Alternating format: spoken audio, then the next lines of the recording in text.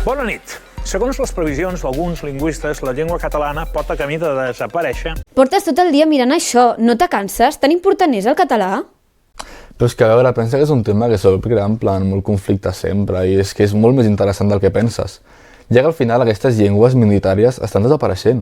Tens raó, és un tema important. Crec que l'hauríem de dir en un dinar familiar. Li podríem preguntar a l'àvia, creus que s'hauria d'imposar el català per tal de protegir-lo?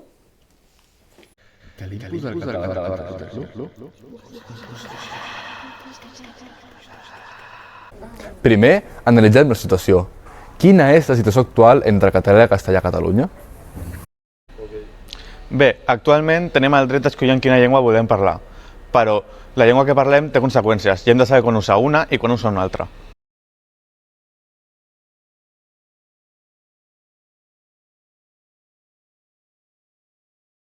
A més, l'ús del català s'està perdent, tant en els joves com en les xarxes socials.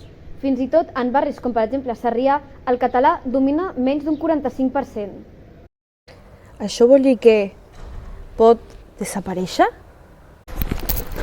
Per analitzar aquesta pregunta, primer hem de saber els signes de desaparició d'una llengua. Primer de tot, quants parlants hi ha? Actualment hi ha 10 milions de parlants. No és una llengua minoritària, sinó minoritzada. I el nombre de parlants creix o decreix? Tristament, el nombre de parlants decreix. I es transmet generacionalment? Sí, normalment les llengües minoritzades es transmeten entre generacions. El mateix passa amb el català, encara que no sempre. En quins àmbits es parla la llengua? No es parla prou als carrers, ni a les aules ni als espais públics. Però com a mínim es parla en algunes cases i a més els documents de la Generalitat estan en català. Així doncs, podem extreure diverses conclusions. El català és una llengua que es troba en perill. Actualment, arreu del món, el 90% de les llengües es troben en perill d'extinció i d'aquelles, un 40% es pronostica que s'extingiran només en aquest segle XXI.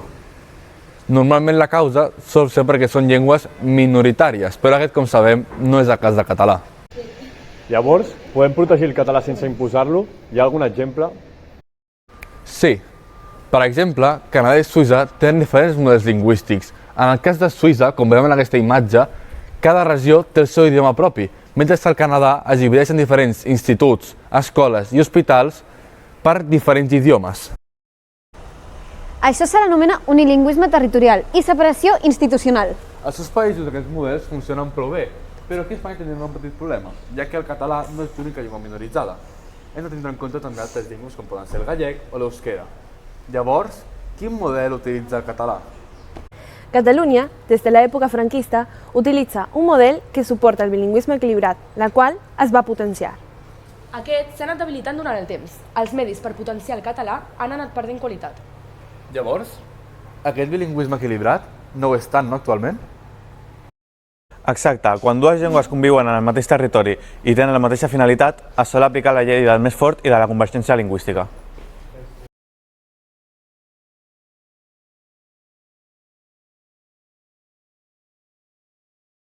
I això no passa amb l'anglès?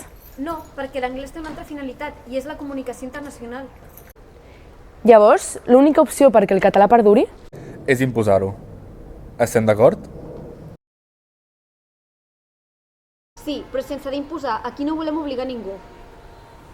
Sí, però sense d'imposar, perquè quedarà violent. Sí, el català és la nostra cultura, l'hem de protegir. Els catalans tenim dret a una llengua amb mateixes oportunitats, drets i deures lingüístics que el castellà. Tenim dret a promoure'l igual o més que abans. Per això, lo imposarem començant per... Hola, què tal? Què feu? Havíem quedat.